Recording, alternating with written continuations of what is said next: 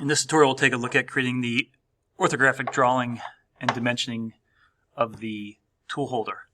The tool holder has a feature where we have this drilled hole to depth, and we created the drill point on it. We do have to add our center lines, and when we do, it only goes to the shoulder based on the length of the line. We have to extend this extension, or this center line, past the drill point, because this is a conical shape. It is still cylindrical. So that is one manual adjustment that we'll have to make.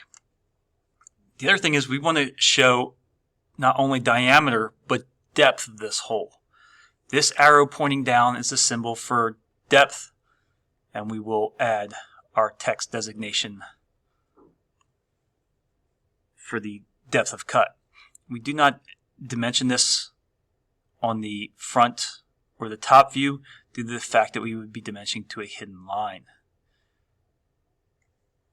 Linear and angular dimensions, a scale of 1 to 1. The rest of the dimension goes pretty straightforward. So let's take a look at this one.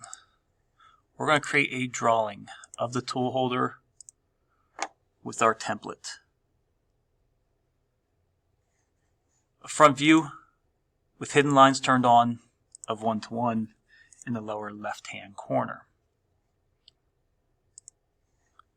Project our top and our right side views, as well as an isometric that will now get scaled down. Scale factor down would be 2 to 3, shaded with edges. Placement and spacing of the top, front, and right side views.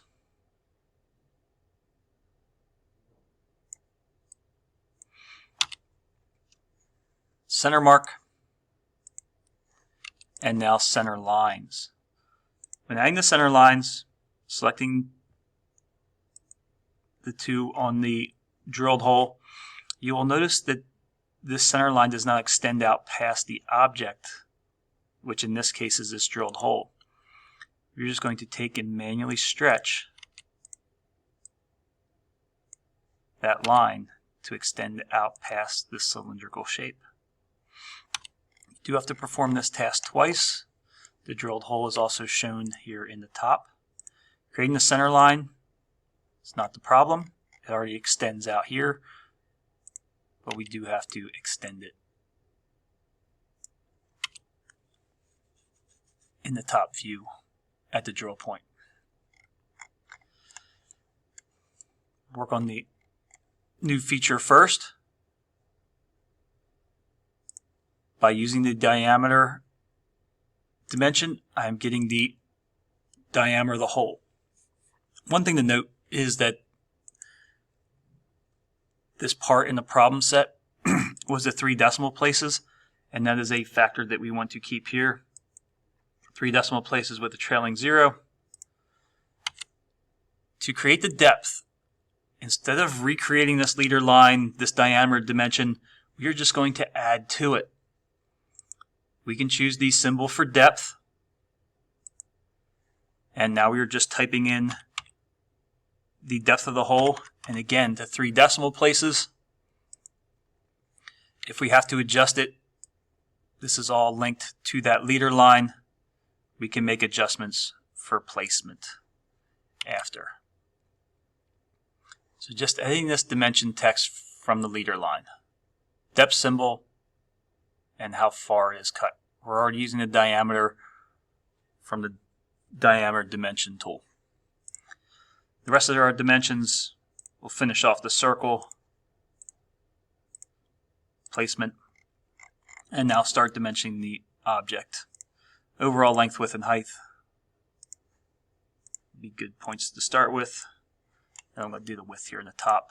Not much else is happening up here. Other linear dimensions, this dimension of 0.54 being here on the inside would be the better option than bringing it to the left or to the right by making extremely long extension lines.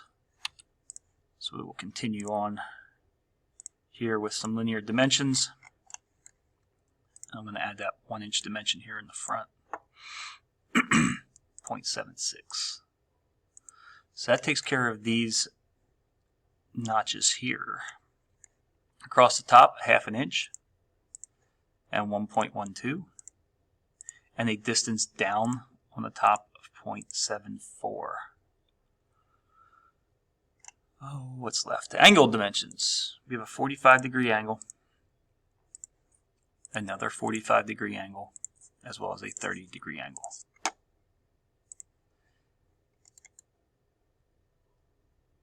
Overall length, width, and height.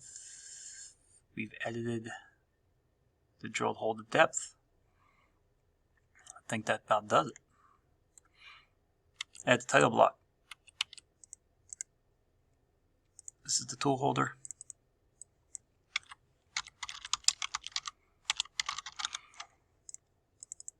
ANSI.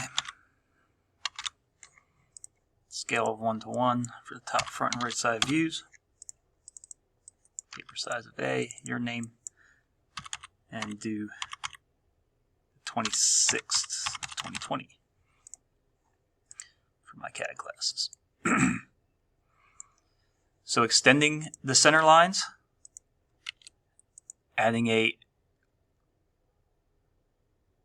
to the dimension text to show depth.